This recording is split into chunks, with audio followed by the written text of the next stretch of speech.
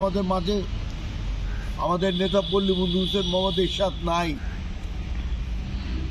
হুসেন মোহাম্মদ এরশাদ নাই তার মানে এই নয় যে এরশাদ হারিয়ে গেছে, তার মানে এই নয় যে এরশাদের জাতীয় পার্টি আজকে আমাদের বাংলাদেশ থেকে চলে যাবে। আমরা যারা সারা জীবন আছি, আমাদের যারা ভবিষ্যৎ প্রজন্ম আছে, আমরা যারা জাতীয় পার্টি করি, আমাদের সৈনিকদেরকে নিয়ে আমরা জাতীয় পার্টি, গর্বিত জাতীয় পার্টিকে সমগ্র বাংলাদেশের এরশাদের আদর্শকে আমরা পৌঁছে দেওয়ার জন্য আমরা কাজ করে যাব। এটা আমাদের শপথ। হুসেন মোহাম্মদ এরশাদ আমাদের আদর্শ, সে আদর্শিক নেতার সেই বাণী আমরা কখনো ভুলতে পারি না।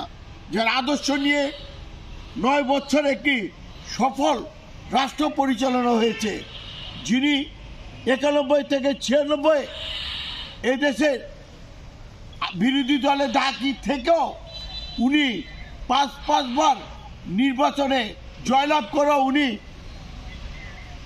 এক প্রহসনমূলক মামলায় উনি কারাগারে ছিলেন। তারপরও উনি দমে যায়নি।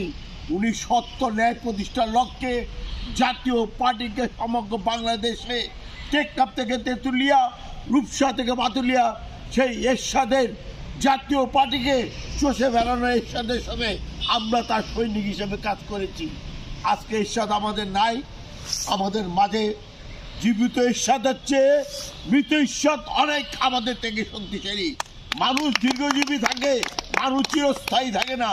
আমরাও চলে যাব আমাদের ছেলেমেয়েদের কাছে, আমাদের প্রজন্মের কাছে হুসেন মোহাম্মদ এরশাদের নাম, জাতীয় পার্টির নাম সমগ্র বাংলাদেশে পৌঁছে দেওয়ার আমাদের লক্ষ্য থাকবে। এরশাদের আদর্শকে সমগ্র বাংলাদেশের মানুষের কাছে উনার আদর্শে পৌঁছে দেওয়ার জন্য আমাদের দায়িত্ব থাকবে। আমরা জিএম কাদেরের নেতৃত্বে আগামীতে জাতীয় পার্টিকে আমরা সমগ্র বাংলাদেশে আমরা এগিয়ে নিয়ে যাব। জিএম কাদের আমাদের একজন আদর্শিক নেতা, সেই আদর্শিক নেতাকে সামনে নিয়ে আমরা এগিয়ে যাব। আপনারা আমাদের সাথে থাকবেন।